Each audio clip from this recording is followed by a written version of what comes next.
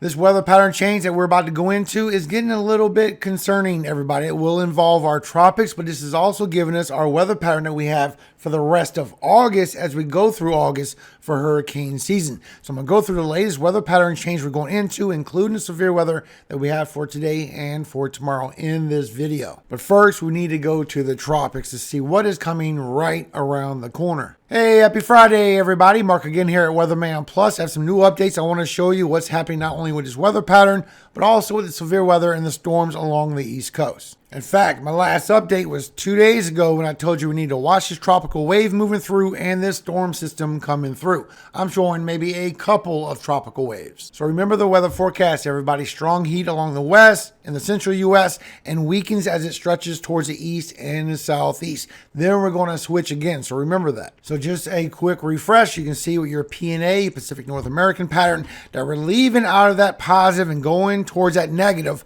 all the way towards the middle of the month before it goes right back into that neutral to that positive. Now remember, the second dip is weaker than the first dip. That's very important. And you can see it's trending still. It's showing this with GFS. We have that second dip weaker than the first dip. Then we're going back towards that positive. And this is why it's very important. So watch this. So as we go through the first 5 days of August, as we're getting that strong negative, this is where we're getting that trough moving across. The heat's going to move across all the way to the central and the eastern U.S. is going to be weaker along the eastern than it would be for the central and the west. But that second dip, as we go from the 6th through the 10th, that's where we're still getting that zonal flow, that northern jet stream, bringing these clippers through, bringing cooler air also to northern side of the lower 48. But this is very crucial towards our tropical activity.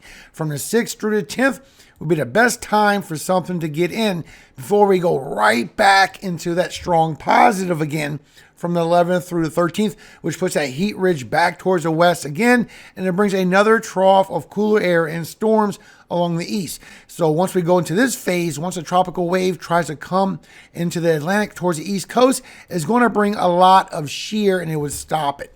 On the phase that we have now, from the 2nd through the 5th, if it tries to come through, this is going to put a lot of shear into the Gulf. So the Gulf will be protected at this point. But as it gets closer, this is the point that we need to watch for. From the 6th through the 10th, this is where a tropical wave can get in and it don't have any big issues. Now, the latest information showing by GFS that one of these clippers, one of these low pressures forming, could be big and broad, and it actually could bring a little trough in that could help pull this storm further north if it strengthens good enough and the winds aloft tap into the jet stream and it steers this north.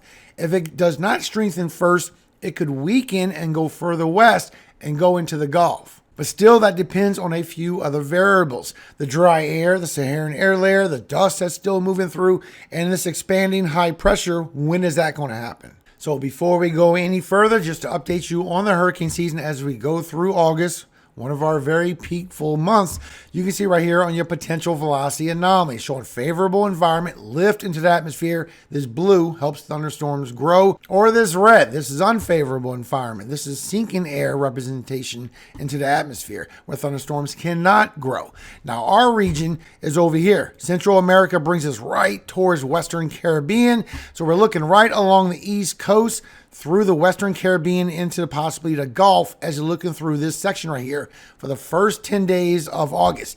Now, if you look at this, we still have all that Saharan air layer, all that dust going mostly through August for the MDR, our main development region. That's still showing true.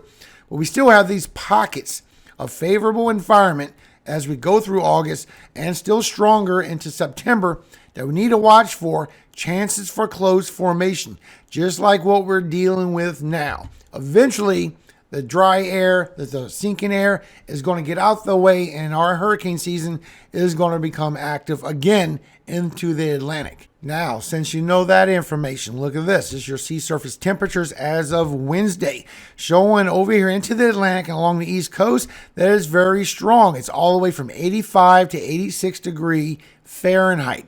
All you need is 80 degrees to sustain a tropical system. Still, the atmosphere can't have any dry air, anything moving through that could hinder any kind of tropical development. And over here along the Bahamas, this is very high. This is the high 80s, if not into the 90s, and into the Gulf. Once again, you're into the mid 80s still. In fact, the ensembles are showing that as we go 7 days, that we have tropical waves that could form up in the Gulf, the southeastern U.S., or even along the East Coast. That's going to get swung around a high pressure.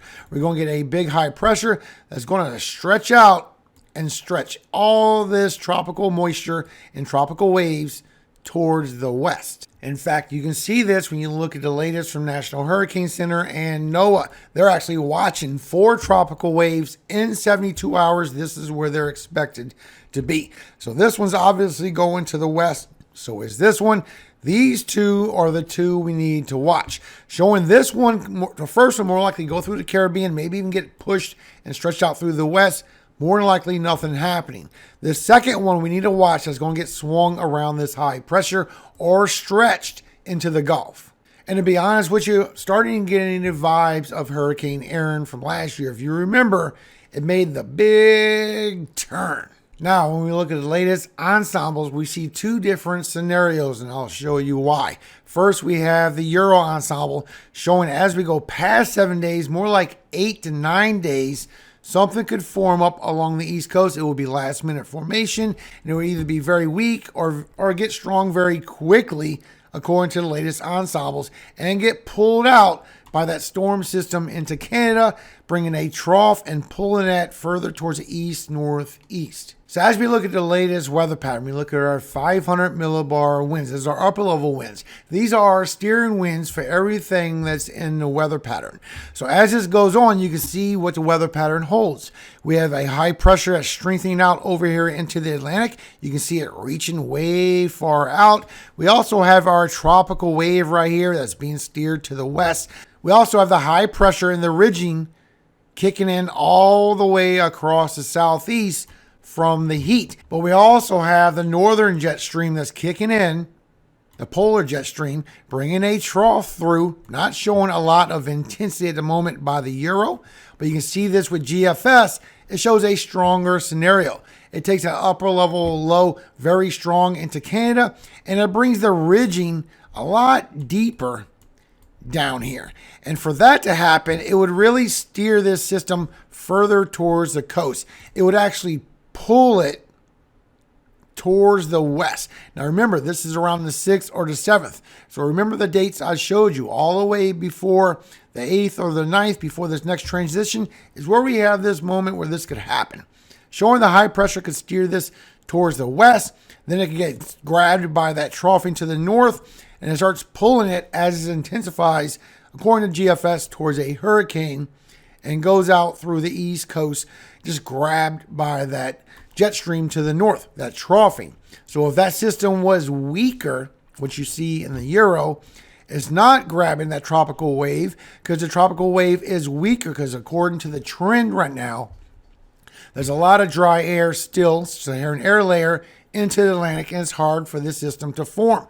Now, one thing to note, as we go towards Friday, if this stays weak, it will not get pulled to the north. It will not strengthen and get pulled to the north along the East Coast. It'll actually get pushed further with the winds. You see this further towards the west. And this is where it could actually stretch into the Gulf and do something. That's where we need to watch as well. So let's go by the trends. Remember, the trend is always your friend, everybody. Now, we'll keep you updated. I'm showing it's not really a big issue, more than likely. Now, you can see here with your relative humidity, upper level moisture, showing by the GFS, which is showing something in the model.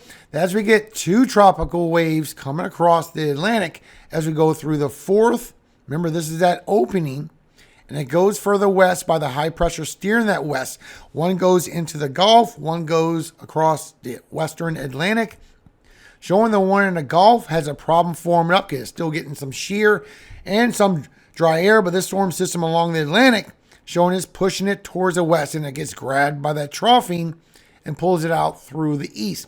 Now, when you go by the Euro is not showing all that clearance for that to form. It sees both of them, but it shows there's still a lot of dry air out there. Matter of fact, if you take that shot and go by the Canadian, you see the same thing. So you go back to 87 hours and you'll see the same thing with the Canadian. So the trend is what the Euro is seeing, the Canadian is also seeing that right now more than likely will not form up anything, but we do need to watch both areas as this possibly tries to come into fruition.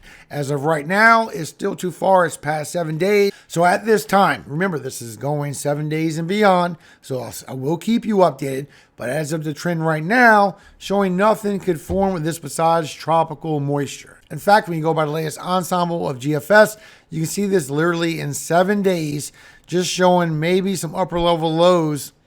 We need to watch both areas. But even the ensembles is saying that the deterministic, the operational model is crazy. Because you can even see with the Euro chance for a tropical depression to form. Literally as we go 10 and 11 days and beyond, it starts raising up towards that 10 to that 20%. Very end of the run. And as of making this video right now, National Hurricane Center don't have any outlooks. But if something does form, whether it's a tropical storm or a hurricane, it would be Cristobal for the next name. Now let's go through the severe weather that's happening for today and tomorrow and the temperatures you can expect. So for today, you can see thunderstorms in any of these green areas. Our severe weather risk has a chance for tornadoes for today. We have a 2%. So here's the cities in Missouri at risk for a tornado for today. And the wind threat. This is going to be a chance for tornadoes and mostly a wind threat out of this, everybody.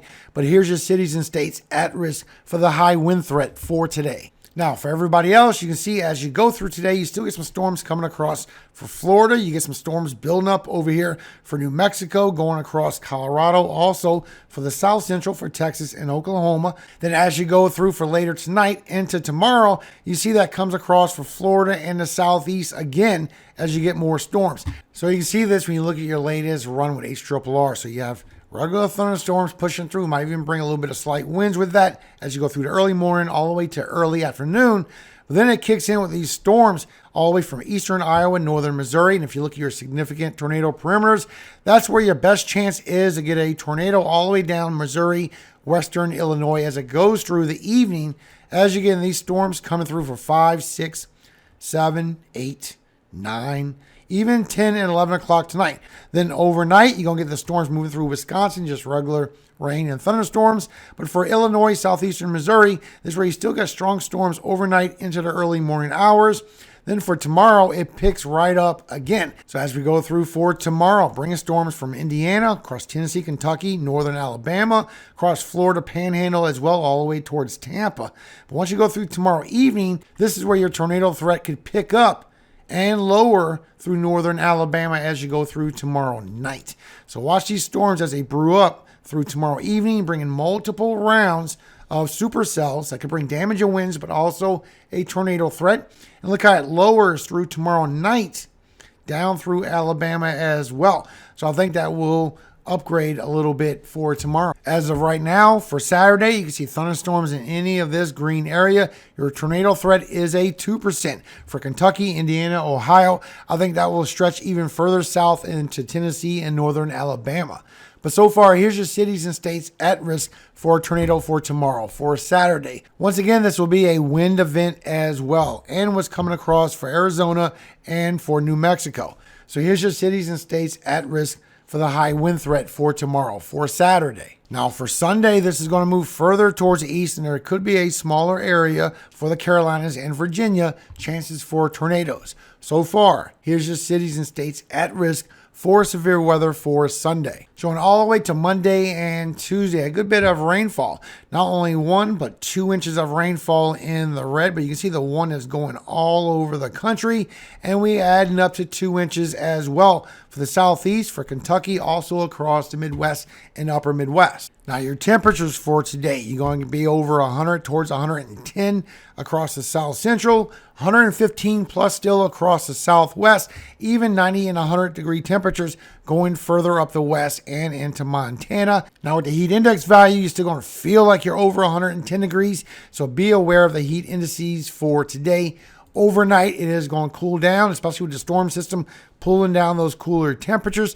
Also across the interior northeast and for the northwest. But the heat's coming right back again for tomorrow. Even bring the 100-degree temperatures, maybe even 105, all the way towards Montana, with the heat indices coming back towards the south again for tomorrow as well. And that is the latest weather forecast of what's happening with the weather, everybody. Thank you for your time. Hope you have a very blessed Friday out there. If anything important changes through the evening, I will see you again for an update this afternoon. As of right now, I'm not showing any threats with those tropical waves, even though GFS shows a hurricane. So, of course, I will keep you updated. I will stay on top of it. Now, for those that don't know, I have a lot of newcomers to the channel. Thank you for subscribing. Welcome to the community. I don't upload from sundown Friday to sundown Saturday because that is Sabbath, and God took rest on the seventh day, so must we. But since there's tornadoes for tomorrow, there's a chance for lives at risk. I will upload for tomorrow because just like Jesus said, who wouldn't pull their animal out of a ditch on the Sabbath to save his life? So we always do it to save lives. Life is more important than anything. And remember, everybody, don't believe that foolishness that we come from apes and monkeys. That's just foolishness. God created us. Just a quick reminder. Job 33:4. The Spirit of God hath made me, and the breath of the Almighty hath given me life. Amen. Have a great day, everybody. Watch out for these storms coming through. I will see you again for tomorrow morning, God willing. Remember, above all things, all glory goes to God, our Father in heaven, Yahweh. And I always hope he keeps you safe every single day of your life and forever. Amen. Hallelujah. Amen.